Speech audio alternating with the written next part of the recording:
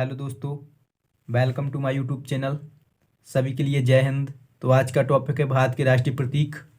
Video को and तक जरूर देखिएगा क्योंकि आज बहुत ही इंटरेस्टिंग जानकारी लेकर आए हैं। तो चलिए स्टार्ट करते हैं। भारत के राष्ट्रीय प्रतीक। तो पहला लिखिए राजकीय चिन्ह।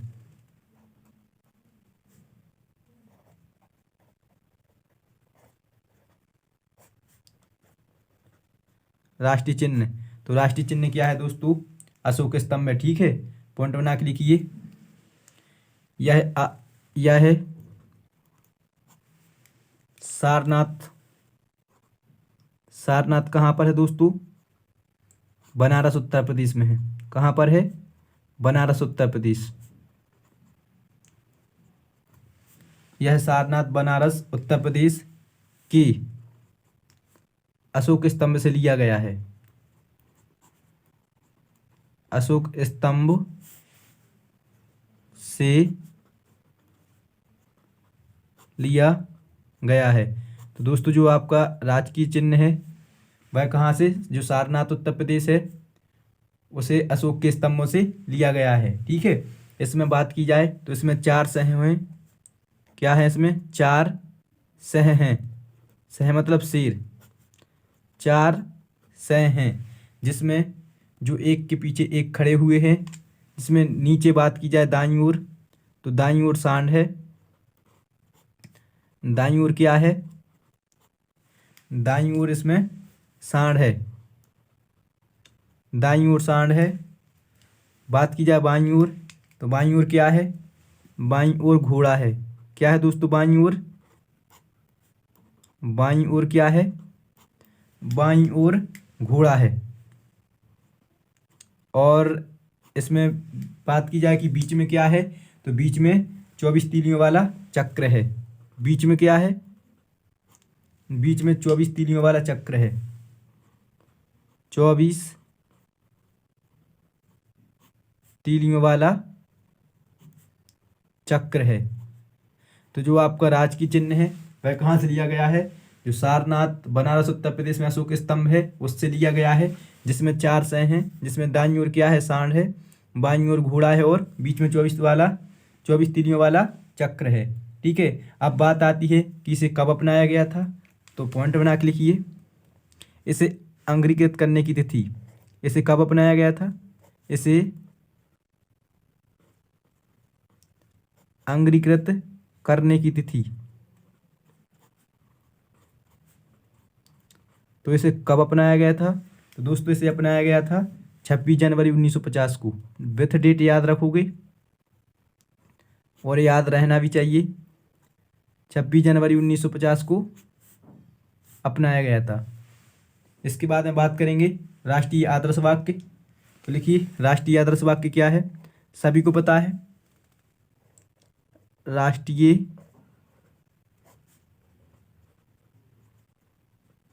राष्ट्रीय आदर्श वाक्य। तो दोस्तों राष्ट्रीय आदर्श वाक्य क्या है? सत्यमेव जयते। क्या है? सत्यमेव जयते। और बात की जाए कि इसे कहाँ से लिया गया है, तो इसे मुंडक उपनिषद से लिया गया है। कहाँ से लिया गया है? मुंडक उपनिषद।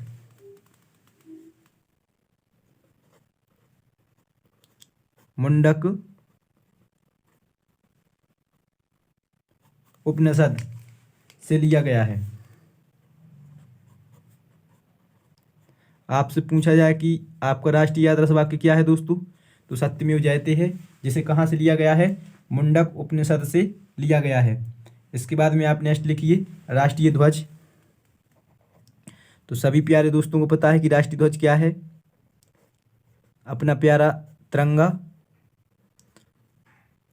तो राष्ट्रीय ध्वज क्या है दोस्तों? तिरंगा। राष्ट्रीय ध्वज क्या है? तिरंगा है। अब बात की जाए कि इसमें कितने कलर हैं, तो सभी लोग जानते हैं कि इसमें 3 रंग हैं।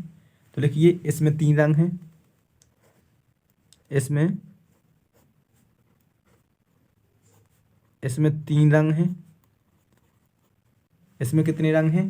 3 रंग हैं, जिसमें सबसे ऊपर केसरिया। जो सबसे ऊपर केसरिया है दोस्तों, वह किसका प्रतीक है? शौर्य और बलिदान का प्रतीक है। किसका प्रतीक है? शौर्य और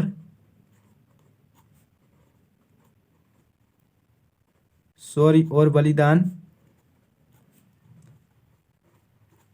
शौर्य और बलिदान का प्रतीक है। ठीक है। इसके बाद में जो बीच में है सफ़ेद, तो सभी दोस्त जानते हैं कि जो सफ़ेद रंग है वह किसका प्रतीक है? तो शांति का प्रतीक है,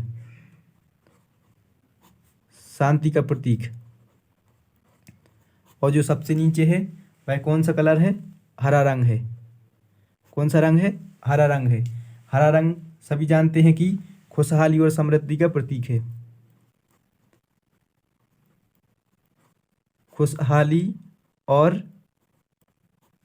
समृद्धि का प्रतीक, खुशहाली और समृद्धि का प्रतीक।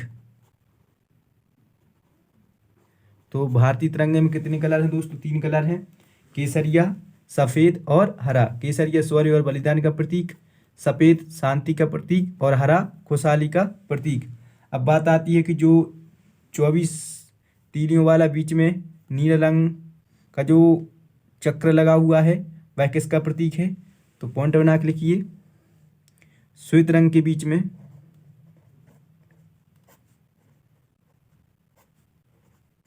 श्वेत रंग के बीच में 24 तीलियों वाला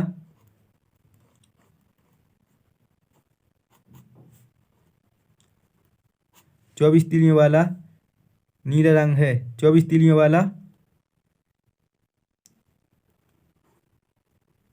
नीला रंग है, जो काय का प्रतीक है दोस्तों? जो निरंतर प्रगति का प्रतीक है, जो निरंतर प्रगति का प्रतीक है। ठीक है। अब बात की जाए कि जो भारतीय तिरंगे का अनुपात है तो वह कितना है? तो लिखिए तिरंगे का अनुपात, एक एक पॉइंट इंपोर्टेंट रहेगा। पहली बात तो ये आप सभी को आता है, और अगर नहीं आता है तो ये आपको आना चाहिए, क्योंकि ये आपके देश के बारे में जानकारी है। तो जो तिरंगे का अनुपात है वह कितना है? 3:2 है। 3:2 है। ठीक है। इसके बाद में बात की जाए कि तिरंगे की जनक कौन है, तो लिखिए तिरंगे की जनक,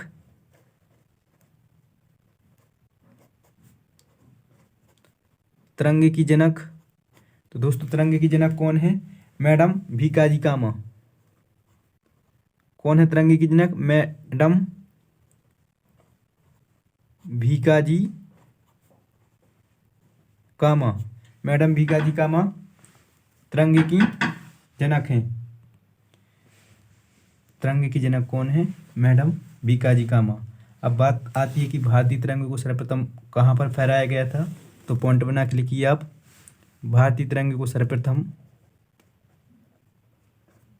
भारतीय तिरंगे को सर्वप्रथम कब? 1907 में।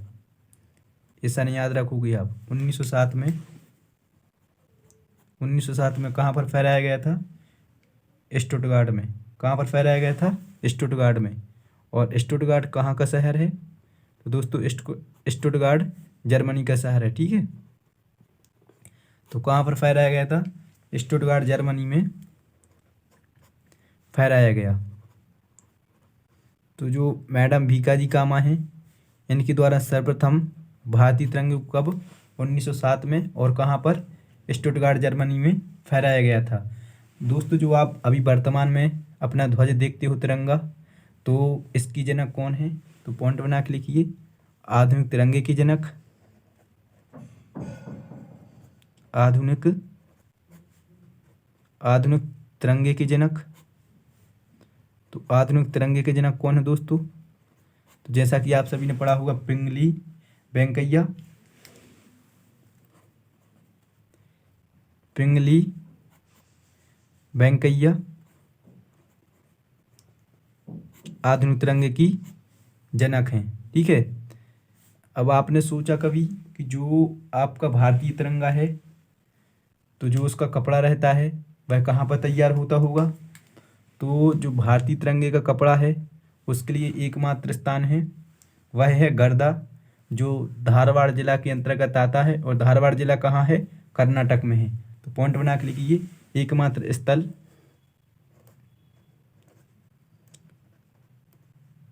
एकमात्र स्थल जहाँ भारतीय तिरंगे का कपड़ा तैयार होता है, जहाँ भारतीय तिरंगे का कपड़ा तैयार होता है।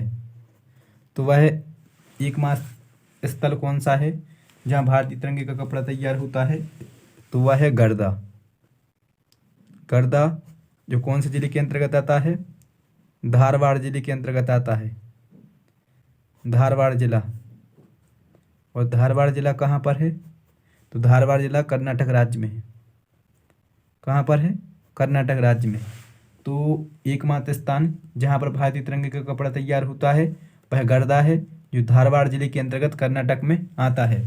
अब बात की जाए कि जो तिरंगा झंडा है इसको कब अपनाया गया था, तो लिखिए तिरंगे को स्वीकृत करने की तिथि।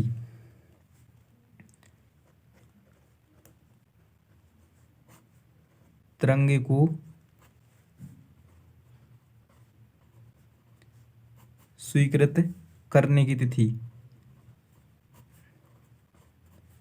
तो तिरंगे को कब स्वीकृत किया गया था? 22 जुलाई 1947। विथ डेट याद रखोगे, 22 जुलाई 1947। 22 जुलाई 1947 को भारतीय तिरंगे को अपनाया गया था। इसके बाद में बात की जाए तो राष्ट्रीय गीत, सभी प्यारे स्टूडेंट जानते हैं कि राष्ट्रीय गीत क्या है भारत का। देखिए राष्ट्रीय गीत, राष्ट्रीय गीत, तो राष्ट्रीय गीत क्या है? वंदे मातरम। राष्ट्रीय गीत क्या है? वंदे मातरम, वंदे मातरम। इसकी रचयिता कौन है? तो लिखिए रचयिता, वंदे मातरम की रचयिता कौन है दोस्तों? सभी को पता है, बंकिम चंद्र चटर्जी, या इनको ही क्या बोलते हैं? बंकिम चंद्र चट्टोपाध्याय जी, चट्टोपाध्याय भी बोल देते हैं, बंकिम चंद्र चटर्जी। तो दोस्तों राष्ट्रीय गीत की रचयिता कौन है? बंकिम चंद्र चटर्जी।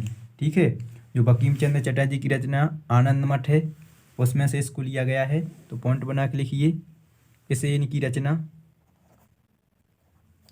इसे इनकी रचना, किसकी रचना? बंकिम चंद्र चट्टोपाध्याय जी की। ठीक है, इसे इनकी रचना, इसे इनकी रचना आनंद मठ, किससे दोस्तों? आनंद मठ, आनंद मठ से लिया गया है। इसे इनकी रचना आनंद मठ से लिया गया है। अब बात करें कि जो राष्ट्रीय गीत है इसको गाने में कितना समय लगता है, तो लिखिए गाने में समय, गाने में लगने वाला समय। तो कितना समय लगता है दोस्तों इसको गाने में? तो जो आपका राष्ट्रीय गीत है उसको गाने में लगते हैं 64 सेकंड। कितने लगता है टाइम? 64 सेकंड का टाइम लगता है। ठीक है, अब इसे सर्वप्रथम कब गाया गया था, तो पॉइंट बना के लिखिए, इसे सर्वप्रथम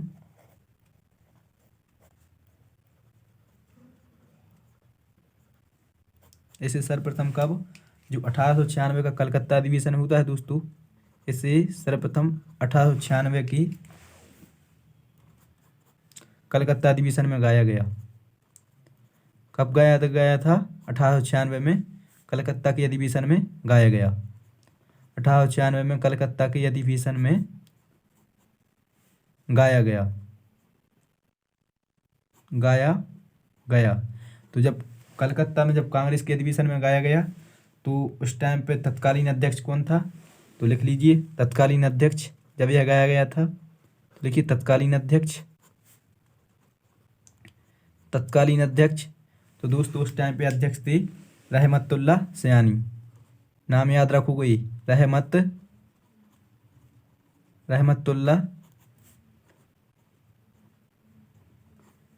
रहमतुल्लाह सयानी उस टाइम पे कांग्रेस के अध्यक्ष थे। ठीक है।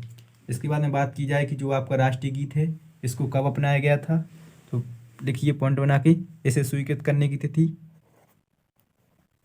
इसे स्वीकृत करने की तिथि। तो जो हमारा राष्ट्रीय गीत है इसे कब स्वीकृति मिली थी दोस्तों? तो इसे 24 जनवरी 1950 को स्वीकृत किया गया था। 24 जनवरी 1950 को स्वीकृत किया गया था। विथ डेट याद रखिएगा। इसके बाद में आप नेक्स्ट लिखिए राष्ट्रीय गान। इसके बाद में नेक्स्ट लिखिए दोस्तों राष्ट्रगान। तो राष्ट्रगान सभी को पता है, जन गण मन। क्या है राष्ट्रगान? जन गण मन। राष्ट्रगान क्या है दोस्तों? जन गण मन। बात की जाए कि इसके रचयिता कौन है, तो लिखिए रचयिता। तो रचयिता कौन है दोस्तों? रविन्द्रनाथ टैगोर। रचयिता कौन है? रविन्द्रनाथ टैगोर। रविन्द्रनाथ टैगोर। दोस्तों जो रविन्द्रनाथ टैगोर की तत्वबोधिनी नामक पत्रिका है इसे सर्वप्रथम उसमें प्रकाशित किया गया था। तो पॉइंट बना के लिख दीजिए इसे सर्वप्रथम। यह है सर्वप्रथम तत्वबोधिनी। नाम याद रखोगे ये पत्रिका का, तत्वबोधिनी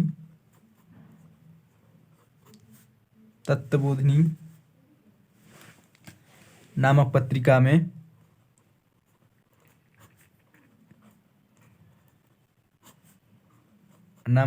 में प्रकाशित हुआ।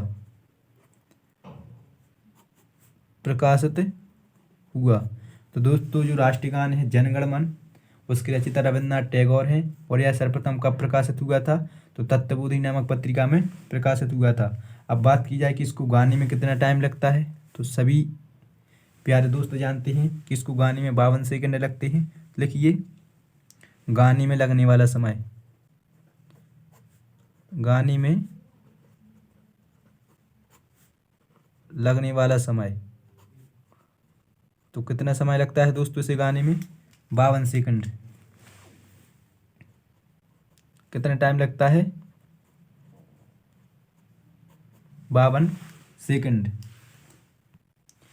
बात की जाए दोस्तों कि जो अपना यह राष्ट्रीय गान है इसे सर्वप्रथम कब गाया गया था, तो लिखिए इसे सर्वप्रथम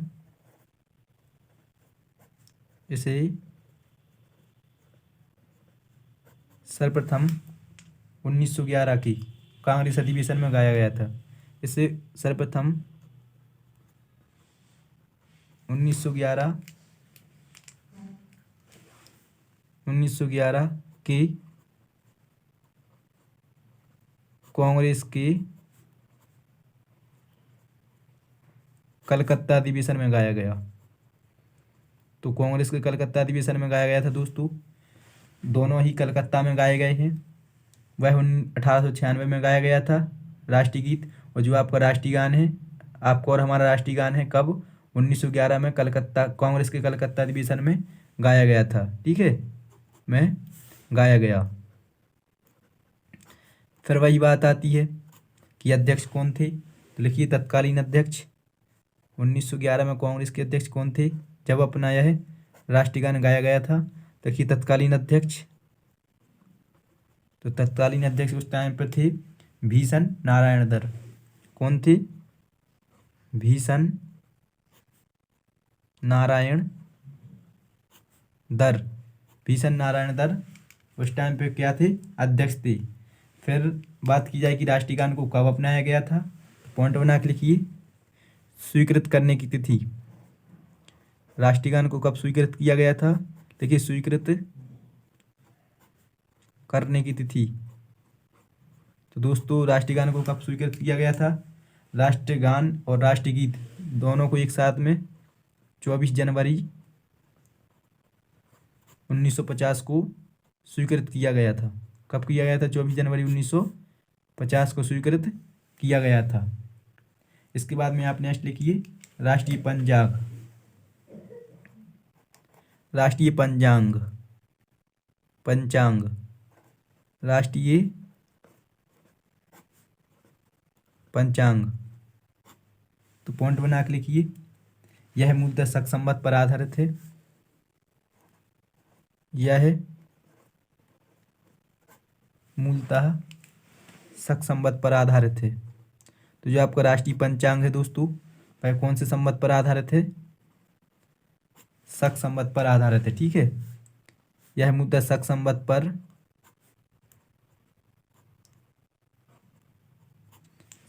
पर आधारित है। और दोस्तों इसका जो पहला महीना होता है वह चैत्र से लेके, इसका जो पहला महीना होता है वह कौन सा होता है, चैत्र। तो चैत्र माह से और जो इसका अंत महीना होता है वह कौन सा होता है, फाल्गुन। कौन सा होता है, फाल्गुन। चैत्र माह से लेके फाल्गुन माह तक चलता है, माह तक चलता है। जो दोस्तों चैत्र माह का पहला दिन होता है, बात की जाए अंग्रेजी कैलेंडर के हिसाब से तो वह 22 मार्च को पड़ता है, और अगर लीप ईयर हो तो 21 मार्च को होता है। ठीक है, तो लिख लीजिए चैत्र माह का पहला दिन, चैत्र माह का पहला दिन अंग्रेजी कैलेंडर के हिसाब से, अंग्रेजी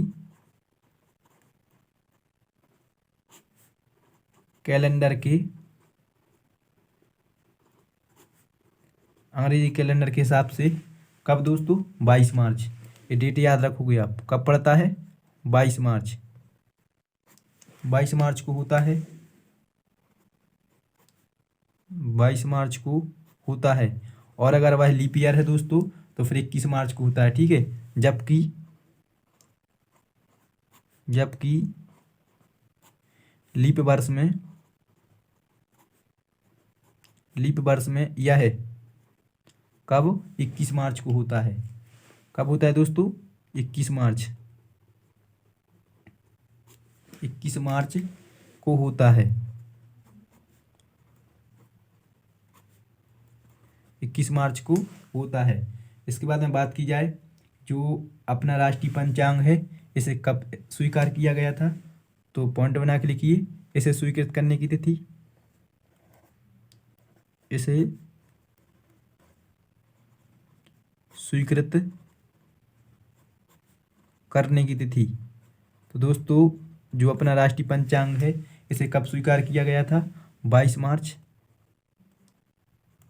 1957 को, 22 मार्च 1957 को जो अपना राष्ट्रीय पंचांग है इसे स्वीकार किया गया था। इसके बाद में नेक्स्ट लिखिए आप राष्ट्रीय पशु। तो सभी जानते हैं कि राष्ट्रीय पशु क्या है,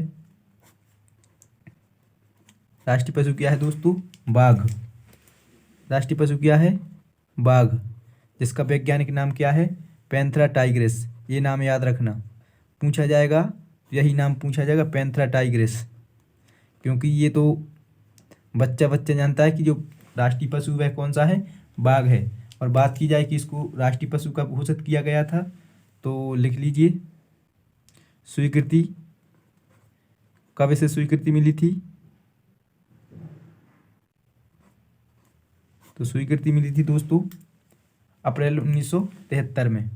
जो राष्ट्रीय पशु है उसको कब अपनाया गया था, अप्रैल 1973 में राष्ट्रीय पशु का दर्जा दिया गया था।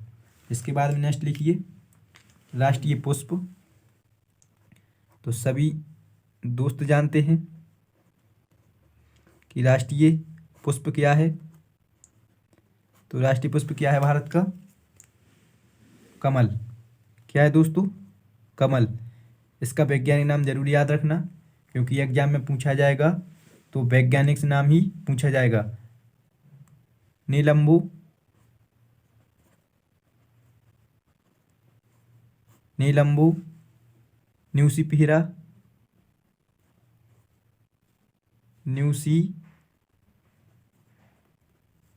न्यूसीफिरा गार्टन। क्या है दोस्तों इसका वैज्ञानिक नाम? नीलंबू न्यूसीफिरा गार्टन। अब बात की जाए कि जो राष्ट्रीय पुष्प है, इसको राष्ट्रीय पुष्प के रूप में कब स्वीकृति मिली थी? लिख लीजिए स्वीकृति। तो दोस्तों स्वीकृति मिली थी 1950 में। 1950 में ही कमल को राष्ट्रीय पुष्प का दर्जा दिया गया था।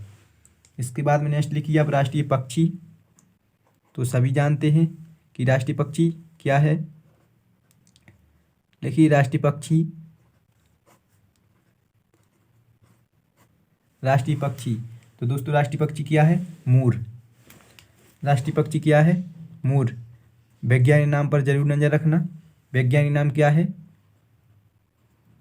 पावो क्रिस्टिटस। पावो क्रिस्टिटस मोर का वैज्ञानिक नाम है। अब बात की जाए कि मोर को राष्ट्रीय पक्षी का दर्जा कब मिला था, तो लिखिए स्वीकृति।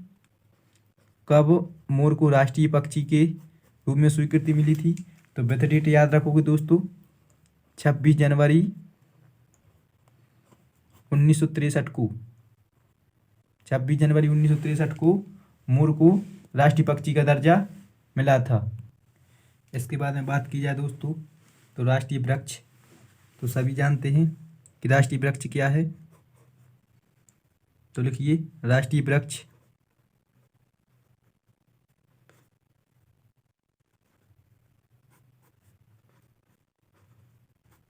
राष्ट्रीय वृक्ष, तो दोस्तों राष्ट्रीय वृक्ष क्या है? बरगद है। क्या है? बरगद। राष्ट्रीय वृक्ष क्या है? बरगद। और बात की जाए कि इसका वैज्ञानिक नाम क्या है, तो वैज्ञानिक नाम पर जरूर नजर रखिएगा। फाइकस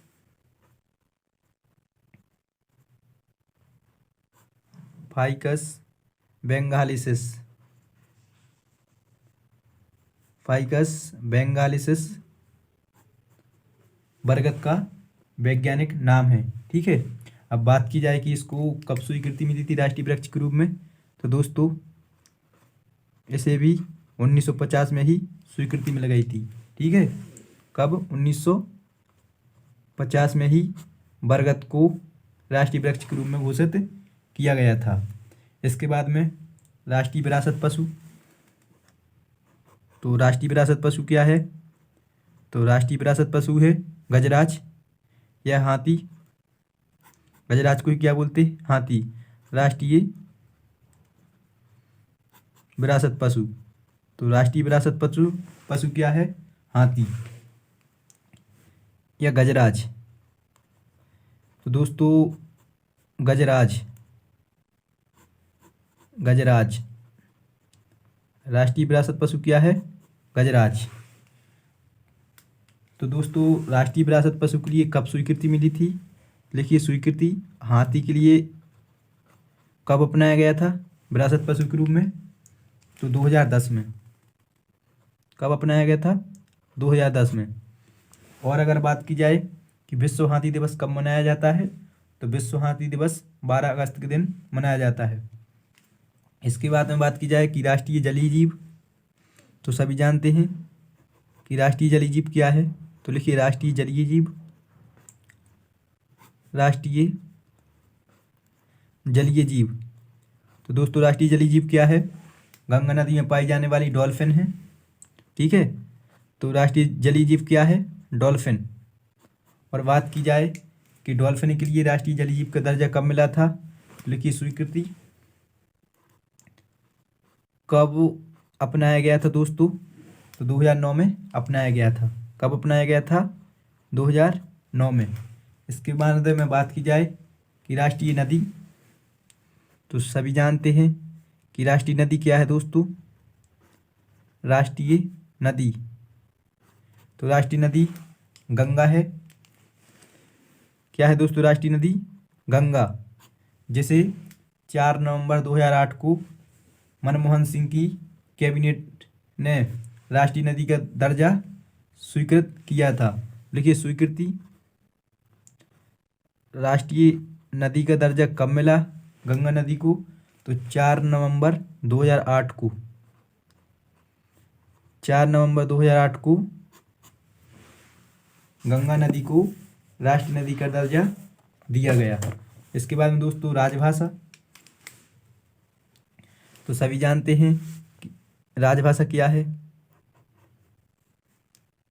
दोस्तों पहले तो हिंदी को राजभाषा का दर्जा दिया गया था, लेकिन फिर उसके बाद में कह दिया गया कि अंग्रेजी भी हिंदी के साथ में बनी रहेगी। तो हिंदी और अंग्रेजी दोनों ही राजभाषाएं हैं, हिंदी और अंग्रेजी। ठीक है।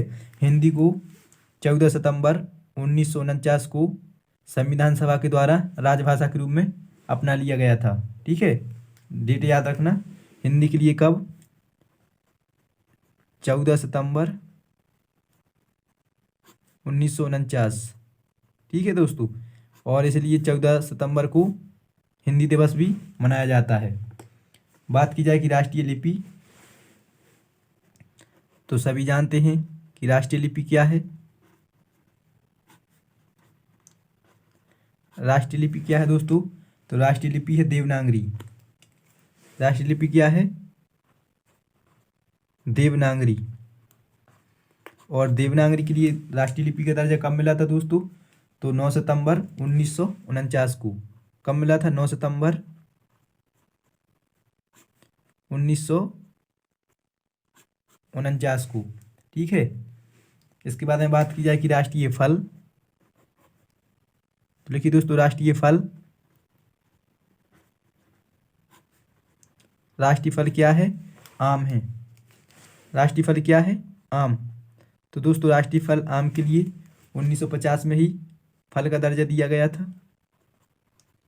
1950 में। राष्ट्रीय खेल पर संशय बना हुआ है। ठीक है, ऐसा कोई आधिकारिक प्रमाण नहीं है कि राष्ट्रीय खेल हॉकी ही है, लेकिन सभी हॉकी बोलते हैं। तो राष्ट्रीय खेल लिख लीजिए आप, हॉकी।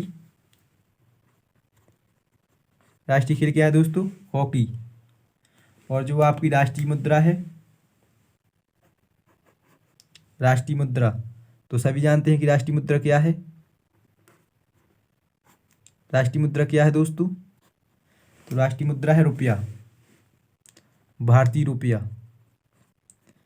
भारतीय रुपया। और दोस्तों जो रुपया का जो ये सिंबल है, या किसने तैयार किया था?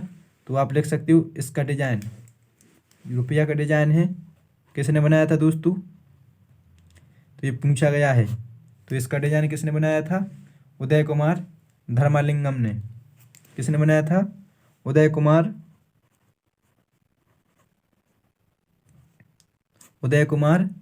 धर्मालिंगम ने। धर्मालिंगम। तो दोस्तों ये थे भारत के राष्ट्रीय प्रतीक। आई होप आप लोगों को जानकारी अच्छी लगी होगी, और अगर आपको जानकारी अच्छी लगी हो तो वीडियो को लाइक और चैनल को सब्सक्राइब जरूर कीजिएगा, और वीडियो को अपने दोस्तों में शेयर जरूर कीजिएगा। और जो भी दोस्त नोट परचेस करना चाहता है तो सिर्फ 99 में, सिर्फ 99 में ऑल सब्जेक्ट अवेलेबल हैं। ये हमारा नंबर है 6265439090। इस पे आप संपर्क कर सकते हैं। ठीक है दोस्तों, तो दीजिए इजाज़त, मिलते हैं नेक्स्ट वीडियो में। तब तक आप सभी के लिए जय हिंद।